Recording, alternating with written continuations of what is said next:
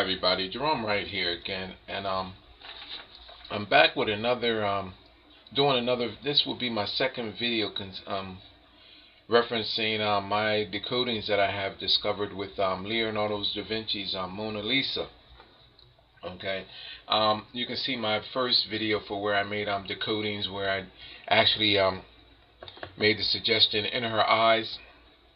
They're transparent like images in her eyes that actually cause her pupils to actually go out of their roundness and to have faces in each eye. That of reptilian presences in her hair, images that I can actually see, and in the landscape. I even referenced that this over here, I believe right there, represents the head of the dinosaur. All creatures that we had actually had evolved through, and reptilian presences and all we had evolved through. Okay, I'm gonna come back. What's prompting me now to come back up here with Mona Lisa is that in my first video, I always feel as though that I really didn't say enough or suggest enough. And the reason why I'm bringing this back up now is because NASA has just, thanks to my friend Lisa that actually informed me of this, had lasered an image from Baltimore, Maryland, which is 2 hours away from where I'm located at, to the moon of Mona Lisa.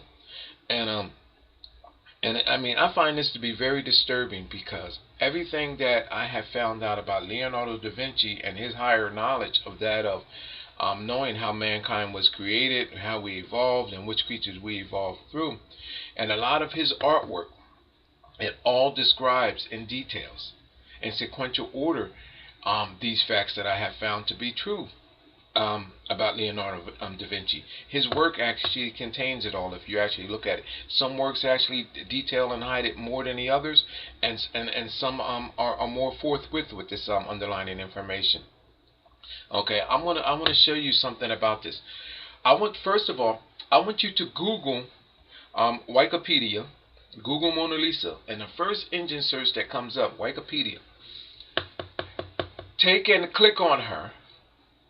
And when you click on her, take her up to the largest resolution that you possibly can that Wikipedia has to offer. Then you pan over to, let's go here first, right here in this corner in the landscape right there. You see that image I have circled right there. In the landscape right here, you will see an image of that of a ape morphing man. I'm at the nostrils, there's the eyes, there's the forehead, there's the mouth. It even shows the wrinkle atop the ape's mouth, the bottom lip, and then the chin area. And you will see multiple images of them morphing. Now, when you Google this image and you bring it up to its higher resolution, and then bring it down to its lowest resolution, I ask that you get up from your computer screen and look at it from different angles. Don't try to look at it dead on because there's morphing images there, and it actually takes away from the likeness of the creature unless your eyes actually really are that good and panning on it. It's very difficult to see, people, because Leonardo da Vinci has cleverly having this image of this creature, this ape, morphing into the landscape of the rocks in the background, which has a very, very a meaningful significance here, which I'll later detail here. Okay, but again, people, the presence of the ape, our ancient ancestors, something that should have not been known about in Leonardo da Vinci that mankind evolved from. And this is an ongoing thing that's happening here that I'm finding out about Leonardo da Vinci. Not only do you have this ape here, you have another likeness of it. I'm at his mouth and his nose and stuff. You will see these likenesses morphing out. Also, what you can expect to find when you Google this image, let me pull back some here, is right about here. Am I saying this right? Right about there in the landscape there, you will see the encrypted head of a lizard shown morphing out of this rock presence. Right there, cartoon-like lizard, right there, the head of it, just the head, right there. Just like there's just the head of the ape, right there, well, several heads, and then it shows the likeness is actually morphing man. People, Google this, Google that image. You see that? Google it, and then get up away from your computer, back away, looking from the left angle of your computer, screen from well, hold on, if you're up standing in front of your computer, yeah, get away from, I mean, get up and move your body positioning from its larger resolution to its smaller resolution, and focus in on right here, and watch as the appearance in the faces appear right here for you. Okay, and this is the one of the encryption styles of the many that Leonardo has that actually he encrypted into his artwork. I'm gonna see if I can bring this up. Now I brought it up higher. It's all in the resolution of what you need to do to realize that image there. Let me see. I've brought it up, but people, it's very difficult to realize if you don't know what you're looking at. Here's the image right there, and if you can actually see that right there, even there, just having it right there, you can see that there's an eye, wrinkle under the eye. There, what's that? The left eye, the right eye. Over top of it, here's the nostril area. Then there's the monkey's mouth. Then there's the the top of it. Then there's the bottom lip. He even has it. It appears in several morphing stages. You can even realize the mouth is being closed, and Davinci has like stitchings across its mouth right there. You know what I mean? So it can be realized in multiple ways because it's a morphing image. Then the monkey's face, you can actually realize it is being turned right here in the state. And then there's nostrils, and another on a whole nother head. But it utilizes this first guy's eye socket and shows you that it's multiple faces. See that this face can be realized looking straight ahead like this. There's a nostril, and or turned in this direction, and then there's the other nostril. There's two faces or multiple faces in one, and then even the likeness of man is right there. Okay, that lizard-like creature that I told you, which is right here, facing this way. There's the mouth line. You even see the nostrils on the top of it, right there. And then his eye, and over top of the bridges of his eye, almost like a crocodile, like you'll see the eye, and then there's their head and his green likeness also as well too, representing that of the reptilian presence and the genetic bridging of this creature, this ancient creature, with that of our reptilian ancestors, which calls for other existences, which subsequently resulted in the likenesses of our kind. Okay, and Mona Lisa and Davinci is saying here where these bloodlines had evolved through to a point, and Mona Lisa is a signature of everything that actually has happened back here. Okay, genetically. Also, I'm going to call your attention on Mona Lisa to right here, just above where I said that this. I'm stating that this whole landscape right here is the head. This is the mouth line of that of a dinosaur. Davinci just shows her head. I mean the dinosaur's head right there. Go here in its highest resolution, right there. Just on this little glitch right here, this little brown glitch right there, right there. Well, I'm circling over, right here. I even have it highlighted, and you will see a reptile. A serpent right there over top of the snout of that of the dinosaur. There's the dinosaur's mouth line. There's the snout, and even shows you his nostril over there. It's cut off. Okay, Davinci puts this dinosaur's head there, and over top of the dinosaur's right on the dinosaur's snout, the bridges of his snout coming down. There is a snake right here. Now, I brought that into a higher resolution. Now, when you do that, you get the cracking and all of that stuff of Leonardo da Vinci's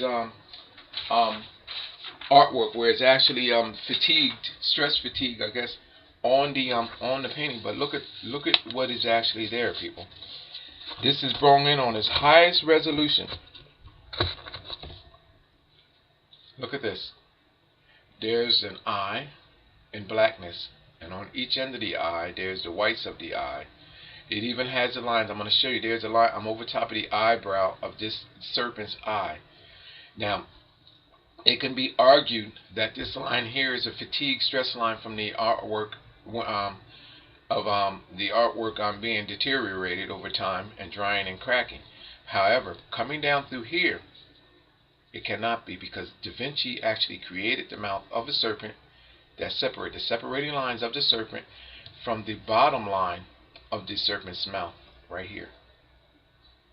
You will see a complete snake's mouth, even the V right there, upside down V of the snake's mouth coming around the snake's nose.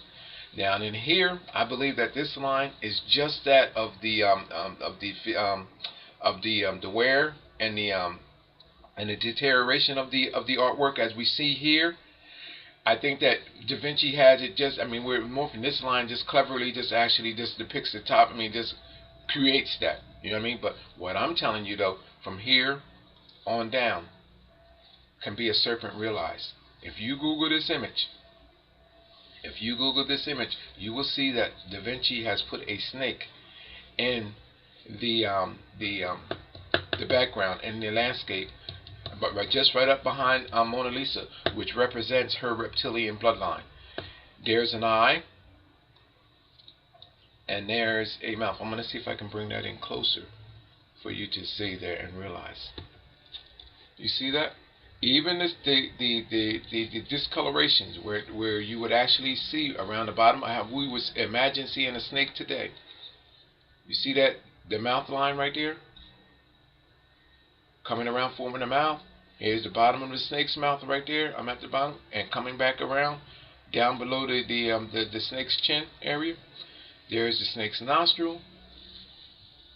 You Google right just above Mona Lisa's left shoulder, where I'm showing you at here, and you will actually see that this area, well, actually off of right here, over the top of the head of what I'm describing to be that of the snout of a dinosaur right there.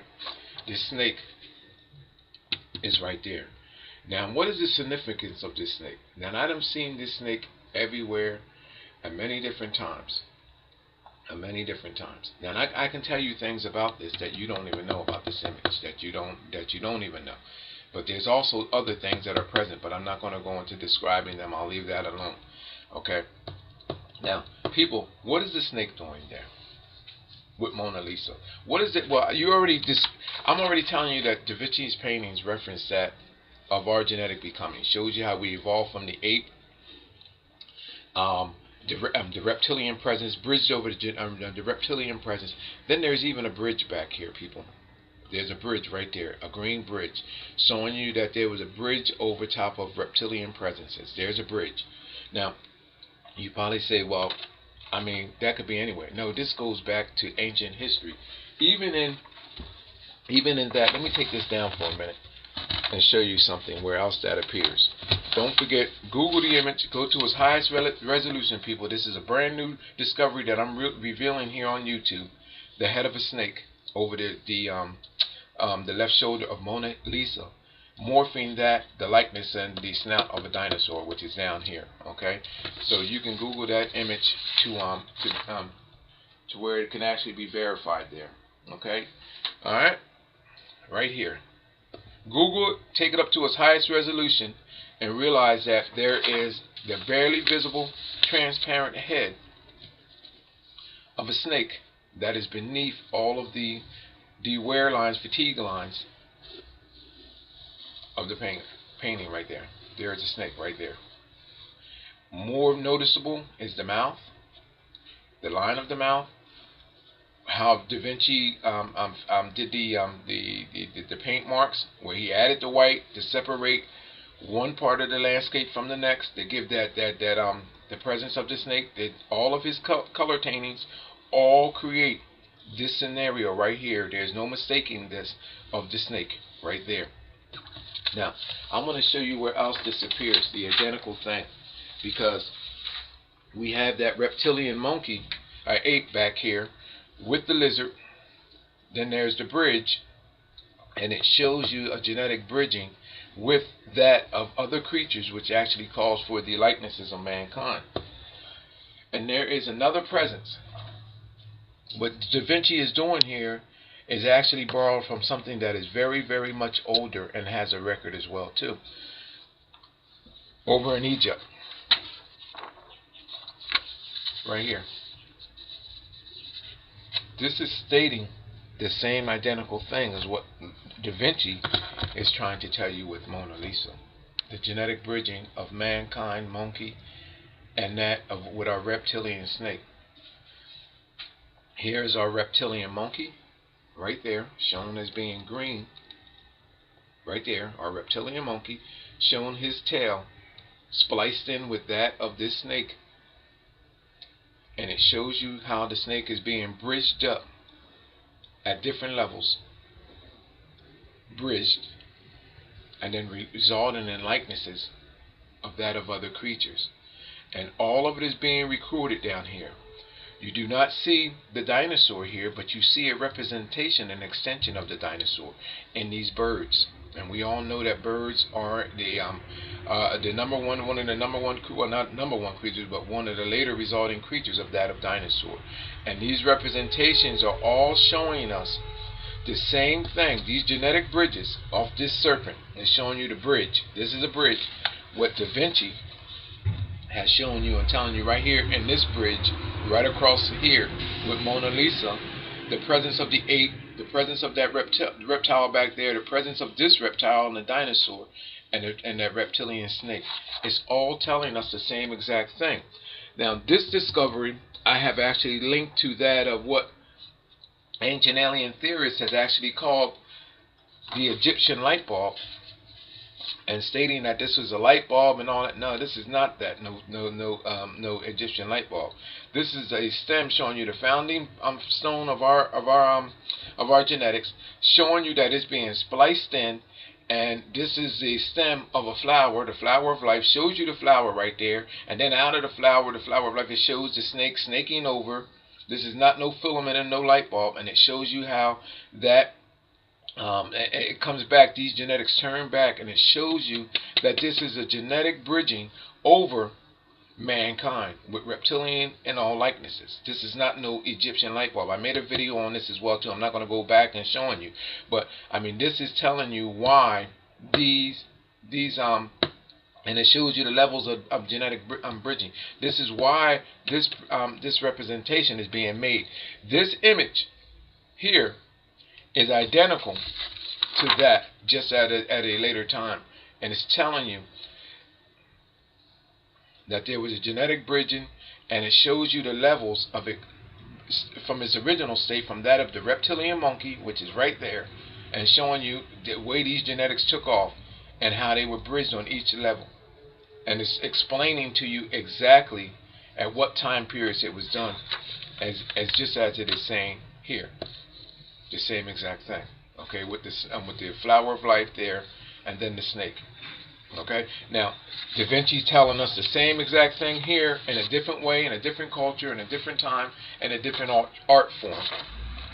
But Davinci, with the presence of that monkey, that ape, the likenesses of ape back there morphing each other. There's a reptilian head right there. There's the bridge showing you that there's a genetic bridging. Then the presence of the snake head that is here, and then the dinosaur which is here, showing you how there was a genetic bridging from reptilian likenesses to mammal likenesses, and then finally to that of mankind, which is represented by the presence of Mona Lisa. Now, I always like to add more in. Now, you keep saying that, Jerome, I mean, what's going on with this snake and all? That snake that I showed you that is present with Mona Lisa. I have it upside down, I guess. Right there. That snake, which is present right here with Mona Lisa, is a representation of where we came from. It's in the Mayan culture where you see those two snakes shown descending down the temple. Those two larger than life snakes. It is a representation with Christianity that you know nothing about, that is hidden. Again, I'm going back to Fazzini Hall, Nervi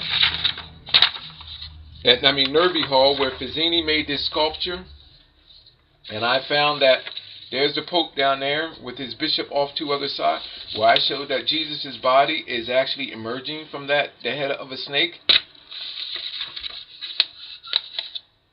The snake is actually right here. There's the eye socket, the open mouth, and even the defining features of what you would the scales around the mouth of the snake. The snake's mouth is open.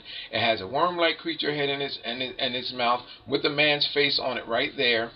And then it shows you it's genetically linked, and there's the presence of a reptilian ape here, which I'm going to show you right now.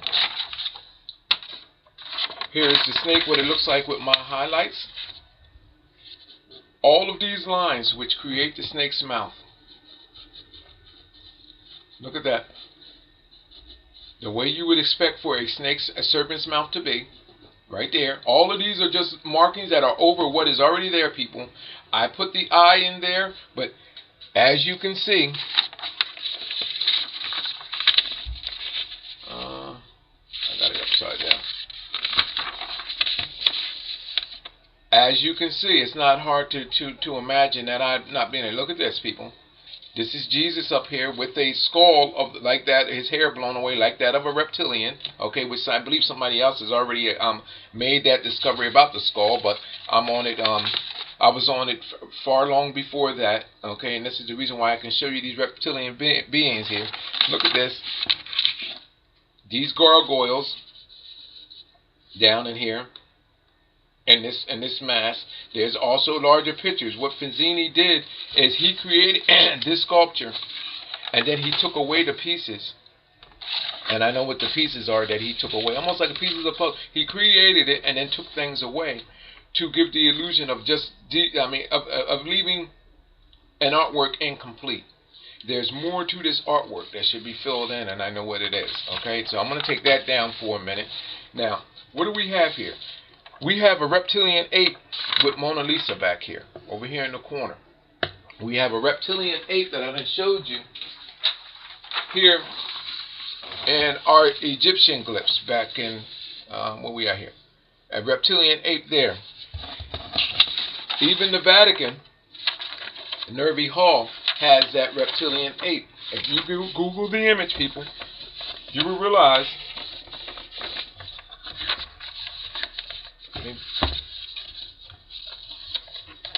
Google Nervi Hall. I'm going to bring this in as close as I can for you here. Hold on, because I don't want you to miss this. This is very significant.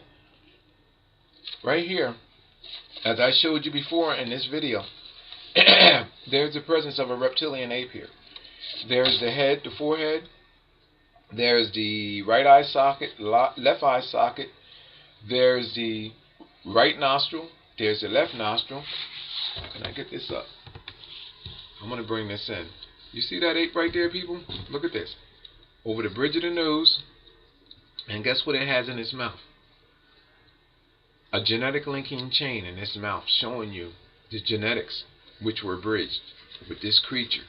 And this mask has the evolutionary genetic lines in the faces of the creatures that genetically contributed to us. Look at this.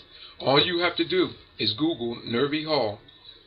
Okay, and these images, excuse me, are all over line. And my highlights are detailing this. That's a reptilian ape bloodline, something that is not even known to our scientists today. But yet, these people boastfully show right here that they had a knowledge of our bloodline. How in the world can we find out who we are through our evolutionary presence, or find out what's wrong with us medically if we don't know that we evolved through this creature? These are all of the missing links, people, that these people know about, that are keeping from you. Medically, scientifically, and all of that is being denied because we do not know who we even evolved from, but yet these people have enjoyed the knowledge of knowing our ancestral past. Control beyond your wildest imagination. Look at that. Look at this ape, people. It has a chain in its mouth. Look at this. Now look at this snake. Look at this, the snake's mouth that is here, people. There's a worm with the man on his head, showing you this genetic connection with this reptilian ape. People, this is a holy grail of where you came from, where you evolved from. Look at the snake's mouth. Now, do you want to know where you evolved from? Here, I'm going to show you. I have a video on this too. All you have to do is, if you're very interested and not afraid, you can go and see the truth about this. I have the nervy hall, okay? And there's much more to be realized about this. Where did this snake evolve from? The Mayans told us that this snake came descending from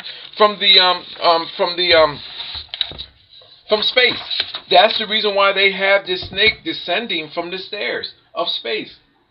I mean, down the not the stairs of space. I'm sorry, from the down their pyramid. Like if it's coming from down from the skies. You know where this snake came from, people? This celestial being evolved from space. If you Google hidden flame nebula images, Google hidden flame nebula images, I will come up as the #1 search. My video. This is the hidden flame nebula, people. Look at this. Look at this snake. It's in the flame mass. I mean, in the nebula gas matter mass. I found this, discovered this in space. All I did, people, this image is already there. All I did, people, was just darken in the coloring, add coloring. This image, this outline of this snake, from the teeth to the lines over the teeth, the scaly features over the mouth, lip line, all of this is already in there. You don't believe me? Google this. Just all you have to do, as I challenge you to Google the hidden flame nebula images. Hidden flame nebula images. That's all you have to do. Google hidden flame nebula images, and I will come up as the #1 search, and you will see this along NASA Hubble images. And people, my highlights are not there, but then you can realize that there is a celestial body, a celestial snake. The eye, the whites of the eye, the nostrils, all of this can be realized. The teeth, this tooth here, the right tooth bent back and holding an egg in its mouth, a worm coming up off of his eye and coming out and going up, just like you see. You see that worm with his face on his head? Why is that worm identical to this snake body that I see here? Why is the worm identical? Identical to what is in space. Now, for those of you that don't realize the significance of this, just one of these little dots, our planet may just fit in there. Or, I mean, this one of these dots may even dwarf our world. People, this celestial body is on a scale of something that is far beyond imaginable.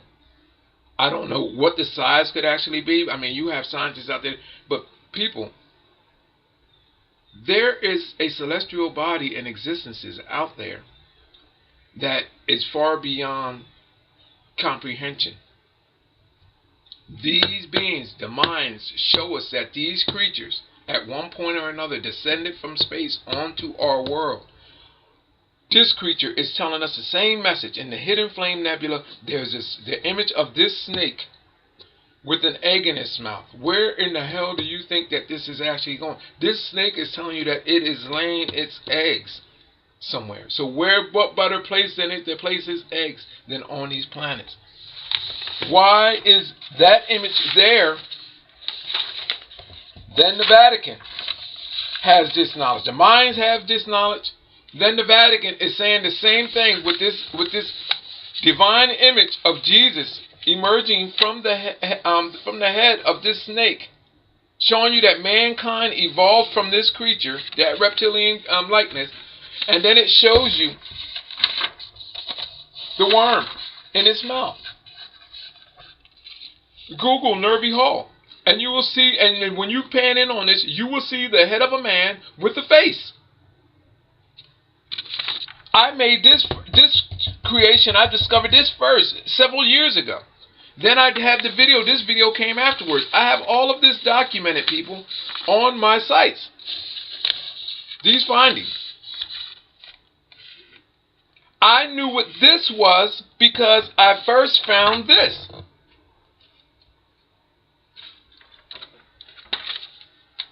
Then you have Davinci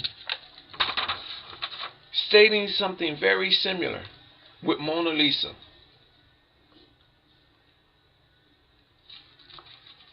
The same exact thing Davinci is saying with Mona Lisa. The reptilian ape back here in the landscape, reptilian head creature there, the reptilian head of a creature there, the reptilian presence of a snake right here, and then the dinosaur down there. All showing you our genetic cause for becoming into likenesses, such as that of Mona Lisa, and is boasting of bloodlines. That's what this is all about. Our evolutionary passage from that ape, those multi-dimensional images of that ape back there, being bridged and manipulated across. Is this what this bridge represents? Across that of these reptilian creatures. And there are people that actually know this. This snake is here. That likeness is identical. Oh, I'm sorry. That likeness is identical. Look, that my snake that I drew in space, based on what is already there. All I did was added the color, people. That's it. When you Google Hidden Flame Nebula, I will come up. You will see my highlights, images in the Hidden Flame Nebula. When you Google that, you will see my image alongside that of NASA's on that Googled image, and you will see that what I've discovered is factual. Because NASA has the unedited version of this right beside mine Google actually did it. Now, that snake that is here is identical to the one Leonardo da Vinci put right alongside of Mona Lisa on top of the head of a dinosaur. And that snake is identical to the snake that Fenzini sculpted at Nervi Hall. The message behind all of this is identical to what the Egyptians have put in petroglyphs at the temples in Egypt. There's our reptilian ape, monkey likeness. Shows you bridged over that of this creature. Shows the different bridging levels. There's the record of it. And it shows you creatures that evolved from those likenesses, these presences. Creatures that look like half bird and half all of it. And they describe them as being gods. All represents the dinosaur likenesses. That we all know that birds evolved from that of dinosaur. This is the same symbolic symbol. You was to remove that head and put a dinosaur's head on it, it has the same significant value, the same message, because the presence of these creatures are not just their presence, but the presence of everything that they evolved from. You have had these experts come in and read into this artwork wrong, and now people have your mind and head in the clouds, and it done took away, distorted the truth behind what is actually happening and what done happened. And I'm looking for the other image to talk to you about. No, I don't see it here, but it's there somewhere. What I was reaching for was that image of the Egyptian. Oh, here it is here. When you have people distorting the truth about what this really is and what this really means by doing this and telling you that this is something that is a light bulb, it actually takes you further away from the truth and reality and what it is, when actually this image is a newer version, is an updated version of what is here, what I just broken down to you. Everything is identical to this. The founding stone shows you a linking to the founding stone. Here they're showing you that the founding stone is that, look, right there.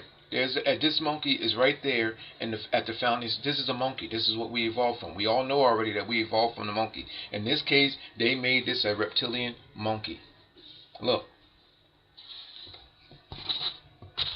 here, the message became newer. They just put the founding stone there. The founding genetics. Our founding genetics are that of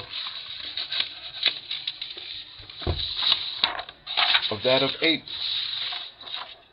And this earlier painting shows you. Then it shows you the genetics of that reptilian ape snaking off, just as they do here. Snaking off, flower of life coming around, and it shows the snake here. And it shows these genetics being bridged over the Egyptian culture, or the Egyptian ancient Egyptian existences. You know what I mean?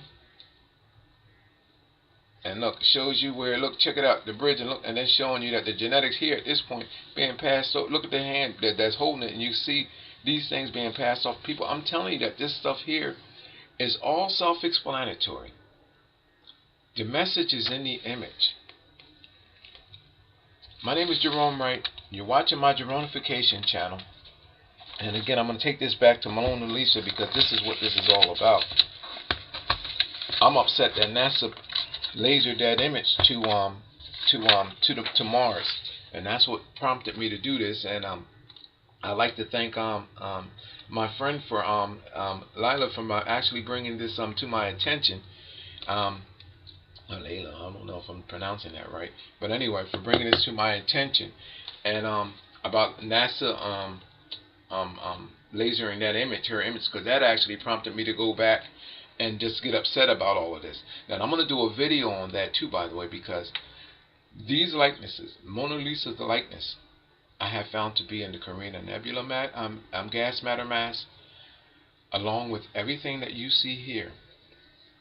I'm going to bring Mona Lisa back again, and I'm going to show you her likeness, which I have done before, but this time I'm going to go more in depth, because all of this back here, people, that I just shown you, the reptilian presence of the ape, the reptilian presence of these lizards, the snake, the dinosaurs, people, all of this stuff is depicted in gas matter in space, on a larger than life scale, on scales that you could not even comprehend, but they're there. And I even have a video out on it on my Alien UFO station site. I actually even have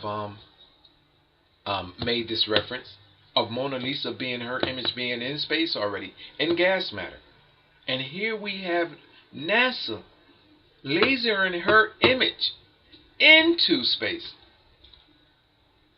And these are all things that I touched base on already over the past few years. I've already said that she's already there. Her likeness and her image is there. This is crazy, people. This is very crazy. I'm going to make a video on that, so look out for my video on that. But for now, Google Leonardo da Vinci's image of Mona Lisa, pan in onto its highest resolution. That snake is right there. Well, hold on, right here, people. Right there where you see that discoloration, there's the snake. I'm saying that this is the head of a dinosaur here. There's the ape's face and likenesses, which represents our beginning genetics, are here. There's a reptilian presence right there. And this is this bridge right here that Davinci cleverly puts in there. Green bridge represents that our ancestral bridging over that of reptilian. That's what that bridge signifies. There was a bridging, and the resulting likenesses of mankind, and he's being signified here with Mona Lisa. And there is inscriptions in her eyes, in her hair, in her veil over her hair, and it all represents our genetic becoming from back here, and the genetic bridging and manipulation. And that's what the significant value behind Mona Lisa is. The image of Mona Lisa, should I say. Alright? My name is Gerone Wright. You're watching my Geronification channel. I hope you enjoy this video, and I'm going to create another one where I'm going to take you and I'm going to give you Mona Lisa's face just like it is here, and place it in space along with everything that I just now said back here. So I'm going to do that video, so look out for that video as well too, people. And your support is appreciated. I hope you appreciate the fact that I'm bringing these videos to you, and I'll see you in my next video. Thank you for watching.